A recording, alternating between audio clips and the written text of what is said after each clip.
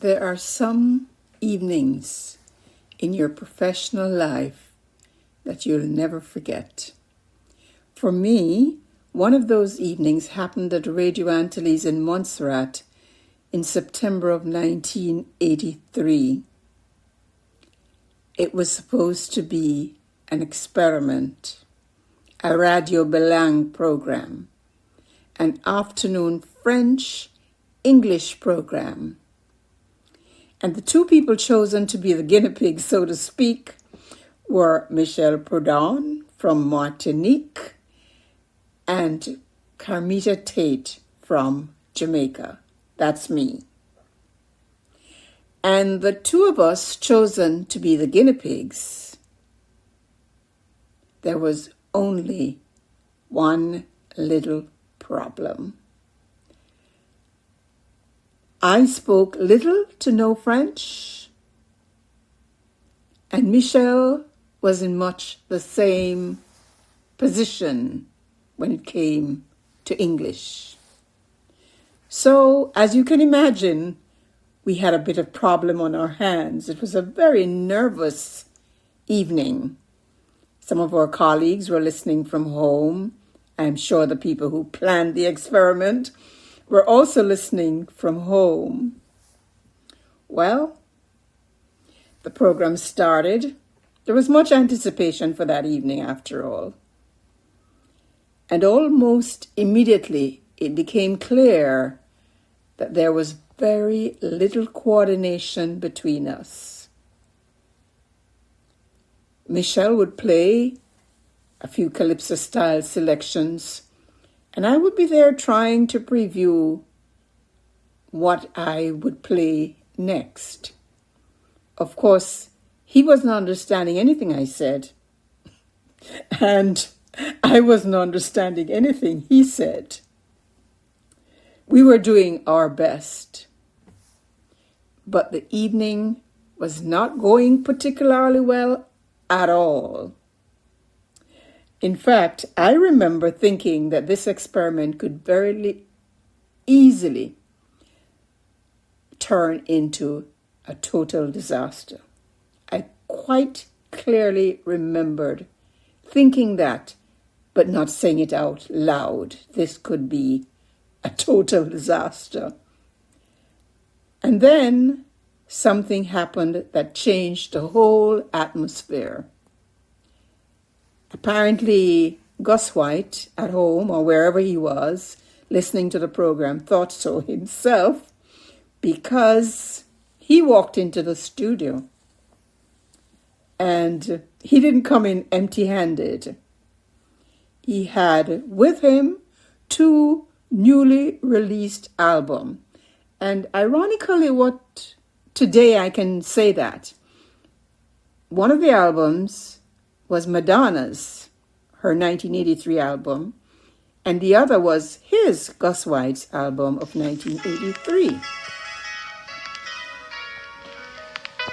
At that moment, when Gus placed both albums in my hand, I looked through it and I saw the first cut, I'll Care For You. I started to smile. And Michel looked at me and said, "Carmita, your smile." I thought, are we communicating at once? I smiled even more because, believe me, that evening needed a smile. And so from that evening, from that hour, that evening, things, seemed to change a bit. There was a little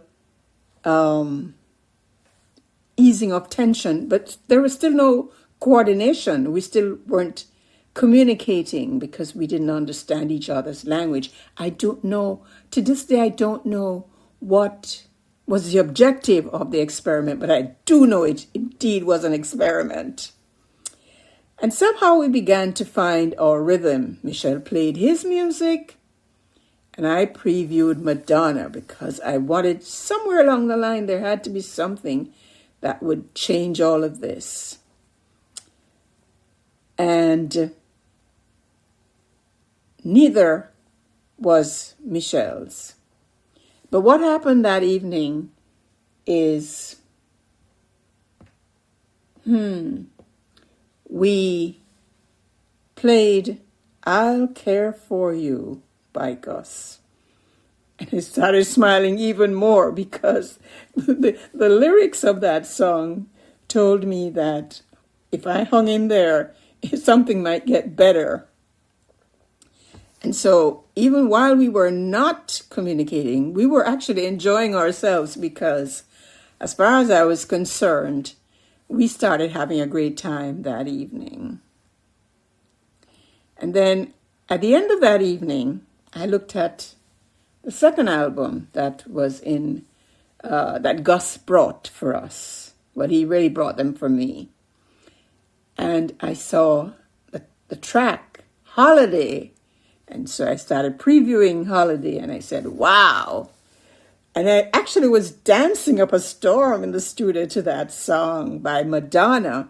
Today, even today, it is still my favorite song. And so I wanted something that would sum up exactly how I felt about that miserable beginning, and that song did it.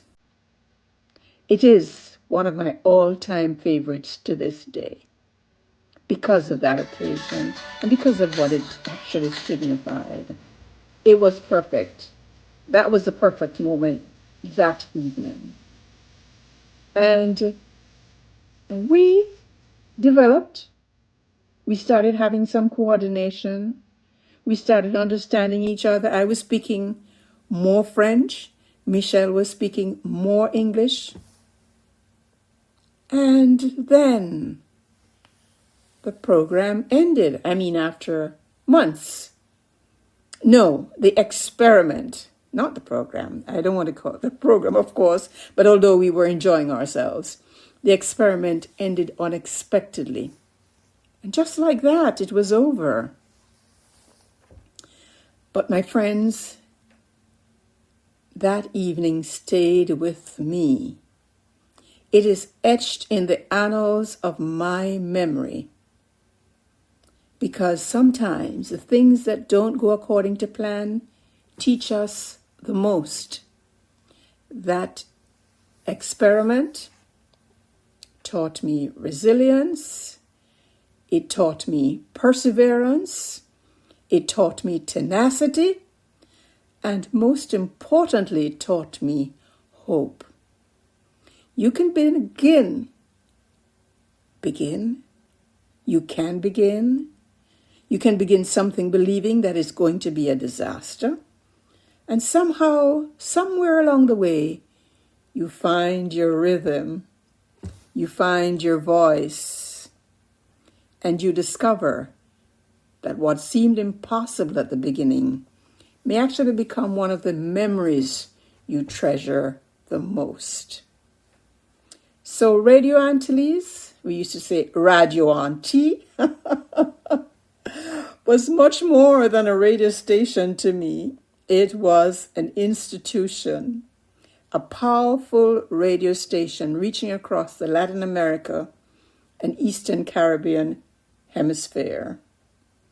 And it became another institution, because I have many institutions in my life, that shaped my professional experiences in the 1980s. When I look back now, I don't just remember the difficulty of that experiment. I remember the laughter. I remember the music. I remember Gus walking into that studio. I remember Michelle saying, "Carmita, your smile."